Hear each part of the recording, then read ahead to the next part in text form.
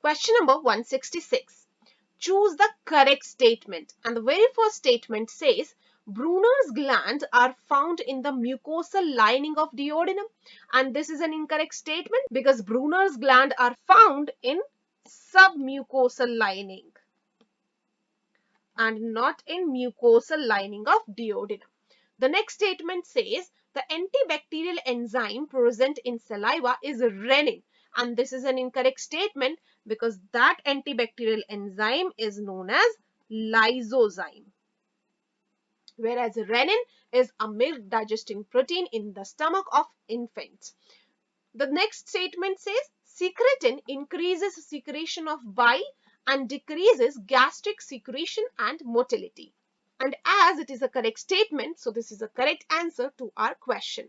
The last statement says enzymes present in bile emulsify large fat droplets. And this is an incorrect statement because bile lack enzymes. So the correct answer to this question is option number 3. Let's proceed to the next question.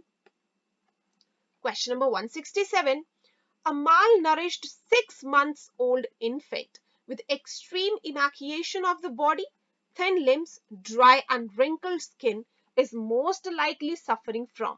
And the options are marasmus, kwashiorkor, rickets, scurvy. And the correct answer to this question is option number 1, marasmus. Because marasmus usually affects infants below the age of 1 year. And the age given in the question is 6 months. The next option, kwashiorkor, is incorrect because kwashiorkor is usually observed in children in the age group of 1 to 5 years. And it is characterized by wasted muscles, thin limbs, retarded growth of body and brain, and swelling of legs due to retention of water, that is edema. The next option, rickets, is incorrect. Rickets affects children with vitamin D deficiency, whereas scurvy is incorrect because it is vitamin C deficiency.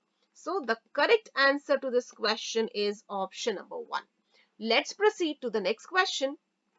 Question number 168. Conversion of proenzyme pepsinogen into active pepsin is brought about by, and the options are salivary amylase, enterokinase, bile salts, and the last option is hydrochloric acid. And the correct answer to this question is option number 4, HCl or hydrochloric acid. And HCl provides the acidic pH which is optimal for its activity. Option number 1, salivary amylase, is incorrect because it is a carbohydrate splitting enzyme present in the saliva. The next option is enterokinase, which is an enzyme present in intestinal mucosa and activates trypsinogen. The next option is bile salts, which is incorrect because bile salts are present in bile. So the correct answer to this question is option number 4. Let's move on to the next question. Question number 169. Select the incorrect option with respect to the largest gland of the human body, which is liver. The very first option is secretion of bile, and as it is correct with respect to liver, this cannot be a correct answer. The next option is hematopoiesis in embryos, and as it is also a correct option with respect to liver, this cannot be a correct answer to our question. The next option given is presence of Glissen's capsule. Now, it is a characteristic feature of mammalian liver, so this cannot be a correct answer. And the last option says secretes hormones like glucagon. This is incorrect, and so this is a correct answer to our question because glucagon is secreted by pancreas and not by liver. So the correct answer to this question is option number 4. Let's move on to the next question. Question number 170. Observe the tissue represented by the below given diagram and read the given statements. Now the diagram, it is also given in your NCERT book, represents cartilage. The very first statement says it has a hard and a non-pliable ground substance rich in calcium salts. This is an incorrect statement with respect to cartilage because the matrix of cartilage is solid and pliable. It has solid and pliable matrix.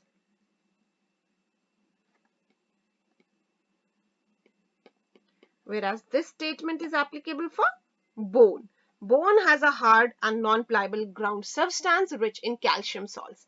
The next statement says cells of this tissue are enclosed in small cavities within the matrix secreted by them is a correct statement with respect to cartilage. The next statement says it forms supportive skeletal structures in the human external ears and in the nose tip. This is also correct with respect to cartilage. And the last statement says these tissues interact with visceral muscles attached to them to bring about movements is an incorrect statement with respect to cartilage because skeletal muscles attached to the bone and not visceral or smooth muscles to bring about movements.